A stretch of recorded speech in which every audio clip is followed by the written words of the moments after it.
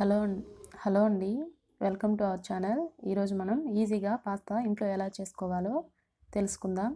ఇందుకోసం ముందుగా పాస్తాని ఉడికించుకోవాలి.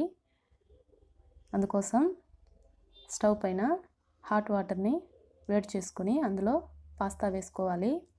నేను macroni పాస్తాని వేస్తున్నాను. అది తీసి పక్కన పెట్టుకోవాలి.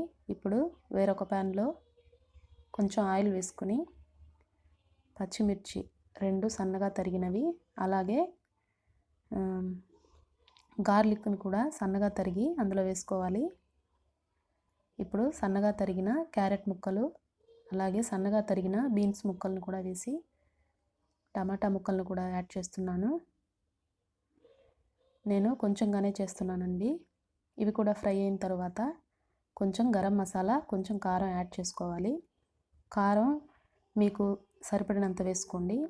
ఇప్పుడు పాస్తా మసాలాను కూడా బయట మార్కెట్లో దొరికే పాస్తా మసాలాని ఒక 2 టేబుల్ స్పూన్లు యాడ్ చేశాను.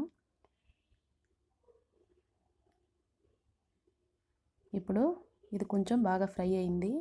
ఇప్పుడు ఉడికించి పెట్టుకున్న పాస్తాను కూడా ఇందులో వేసుకోవాలి. యాడ్ చేసి బాగా కలుపుకోవాలి. తగినంత ఉప్పును కూడా యాడ్ చేసుకోండి. ఇందులో స్కిప్ అయినట్టుంది. అంతేనండి, ఎంతో టేస్టీ అయిన పాస్తా రెడీ అయిపోయింది. Thanks for watching my video.